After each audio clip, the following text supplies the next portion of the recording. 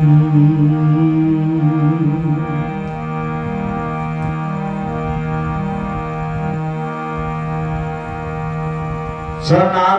ધર્મ મારા ગુરુએ સુણાયો. બોલો. સનાતન ધર્મ મારા ગુરુએ બનાવ્યો. સનાતન ધર્મ મારા ગુરુએ સુણાયો. સનાતન ધર્મ મારા ગુરુએ સુણાયો.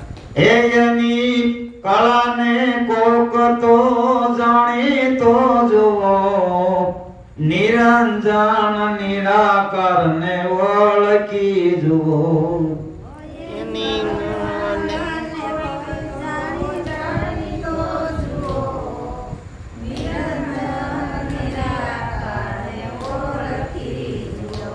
એની કળાને કોક તો કળી તો જુઓ, નિરંજન નિરાકાર ને ઓળખી જુઓ.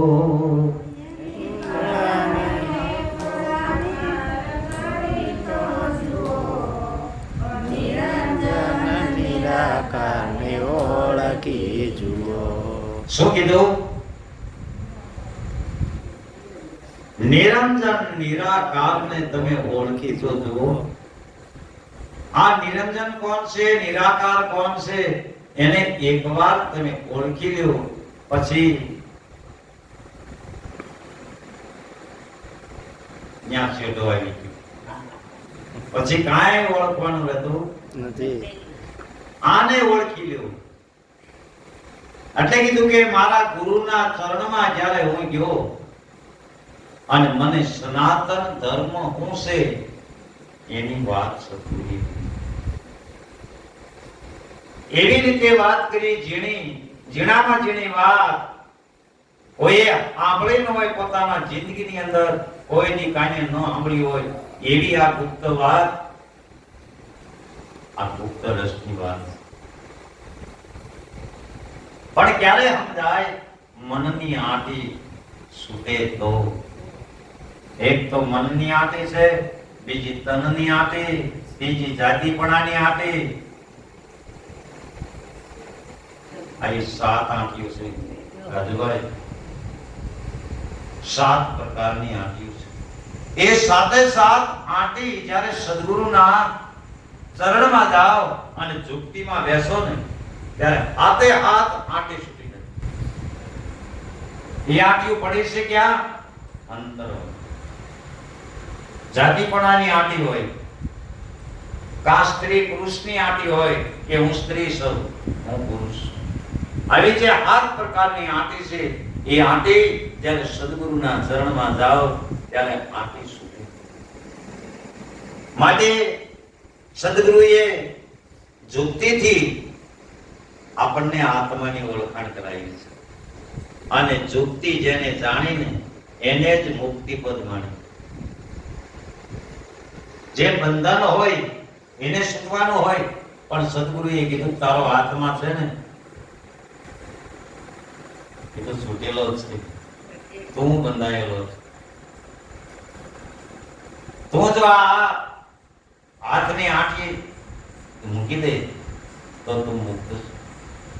કારણ કે પરમાત્મા છે એ મુક્ત સ્વરૂપ છે.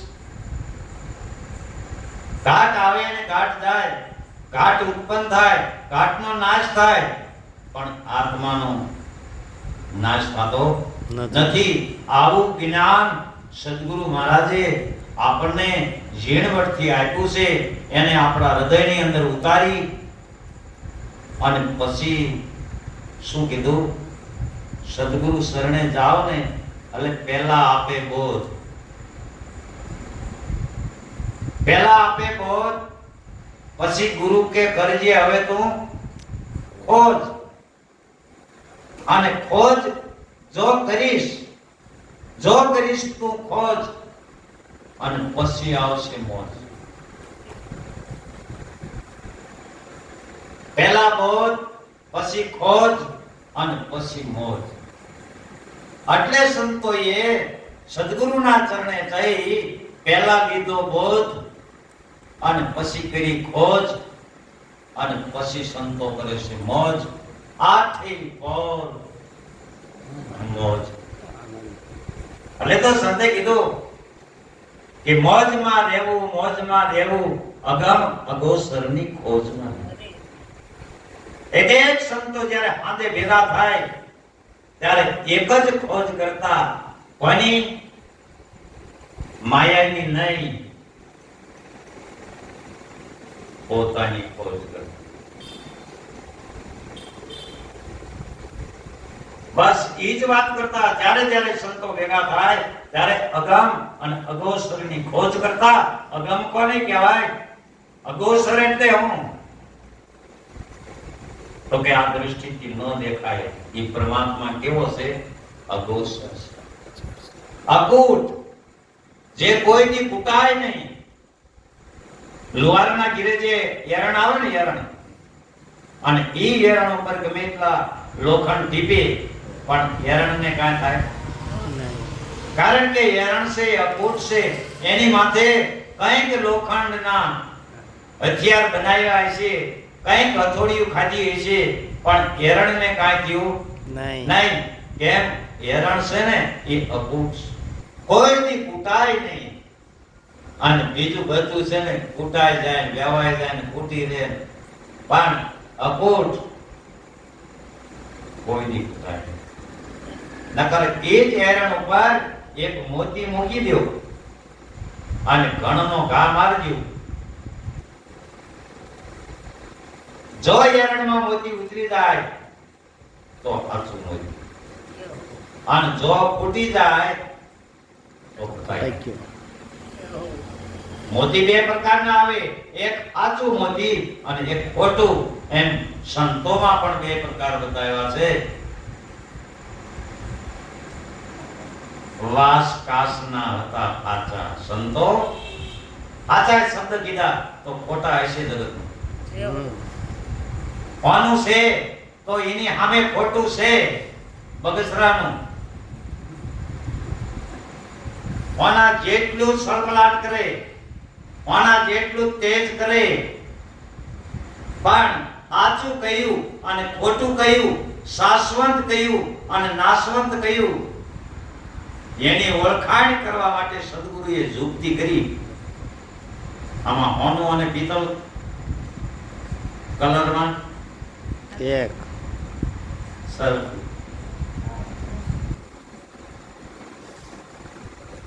હવે એમાં કલરમાં બે એક છે, પણ સાચું કયું અને ખોટું કયું એ ક્યારે ખબર પડે? કે જ્યારે અગ્નિમાં તપાવે.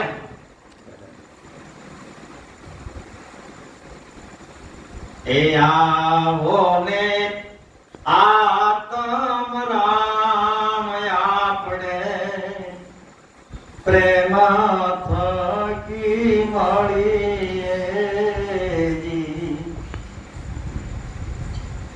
આવો ને આત્મ રામ આપણે પ્રેમ થકી મળીએ, એવા પૂરા અનુભવી હોય ત્યાં જઈને મળીએ. તો શું કહે છે? પિત્તળ પીળું દેખાય, પણ જ્યારે હોની ઘેરે જાય અને અગ્નિમાં તપાવાય ત્યારે એની ખબર પડે ને. પિત્તળ છે ને કાળું પડે, એની ઉપરથી ખબર પડે કે આ પિત્તળ છે, આ ખોટું છે, અને હોનું છે ને એનો કલર બદલતો નથી, એ કાળાશ પકડતો નથી. એમ સાચું અને ખોટું, અસલ અને નકલ, આ દેહ તમારો છે એ અસલ છે કે નકલ? સહેજ બોલો તો મને હે વિનુભાઈ, આ દેહ જે તમને મળ્યો છે એ અસલ છે કે નકલ? તમારો દેહ